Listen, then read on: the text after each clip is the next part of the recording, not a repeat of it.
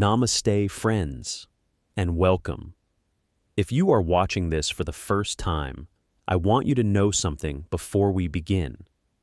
This is not a religious video. This is not a video trying to convert you or change your beliefs. This is a video about you, your life, your struggles, your questions. Because 5,000 years ago, a man sat on a battlefield, completely frozen, completely broken, unable to move forward, and what God told him that day became the most powerful book ever written, the Bhagavad Gita. And today, we begin from verse 1. Verse 1. The first words of the Bhagavad Gita are spoken by a blind king. His name is Dhritarashtra. He sits in his palace, far from the battlefield, and asks his minister Sanjaya, "O Sanjaya, on the holy field of Kurukshetra, after gathering together eager to fight, what did my sons and the sons of Pandu do?" Now think about this for a second. This man is a king. He has wealth. He has power. He has an entire kingdom, and yet he is blind, not just in his eyes, blind in his wisdom, blind in his judgment. He spent his entire life ignoring the truth, allowing injustice to happen, protecting his evil son, because he loved him too much to correct him. And now the war he could have prevented is here, and all he can do is ask someone else, what is happening? Friends, how many of us are doing the exact same thing right now? We scroll through news for 3 hours a day.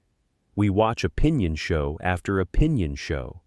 We argue on Twitter and Facebook about politics and economy and society.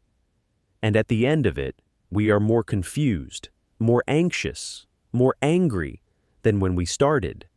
We have all the information in the world and zero wisdom.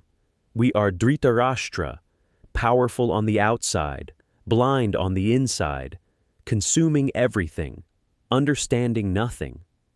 The Gita begins with this king, because this is where most of us are living right now. Verse 2.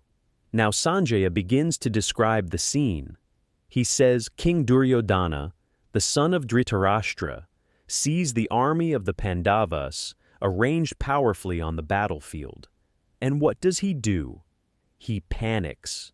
He immediately runs to his teacher Dronakarya, one of the greatest warriors alive, and starts speaking nervously. Now understand who Duryodhana is. He is the crown prince of the most powerful kingdom in the world. He has the biggest army, the best warriors, every advantage imaginable. And yet, the moment he sees the competition, his first reaction is fear. He does not stand tall and assess calmly. He runs to his teacher like a frightened child. Does this sound familiar? You get a promotion at work, and instead of enjoying it, you immediately start worrying about the next person who might take your place. You have a good life, good job, good family, and yet you open Instagram and see someone's vacation photos, and suddenly your entire life feels inadequate. You are objectively winning, and emotionally, you are running scared every single day. This is Duryodhana. This is comparison culture. This is social media anxiety. This is imposter syndrome. And my friends, this problem is 5,000 years old. You are not broken. You are human. Verse 3. Now Duryodhana speaks to his teacher Drona, and listen carefully to what he says, because this is pure manipulation.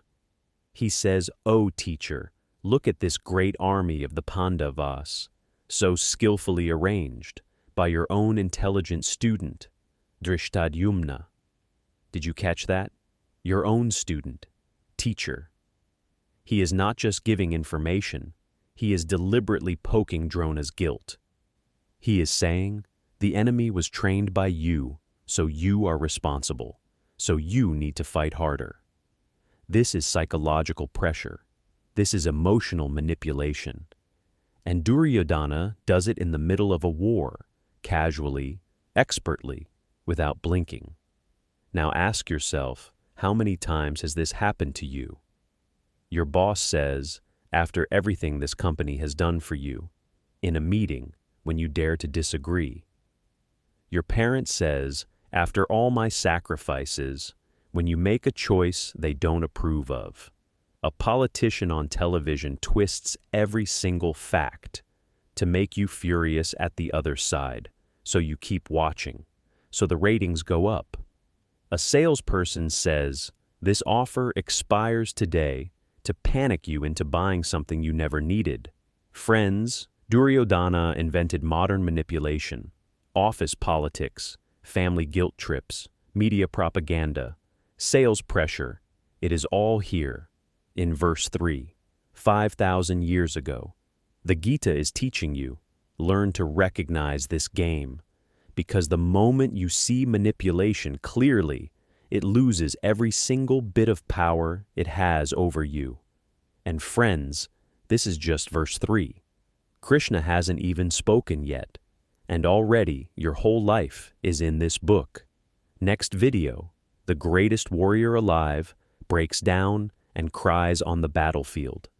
And what God tells him next has been changing lives for 5,000 years.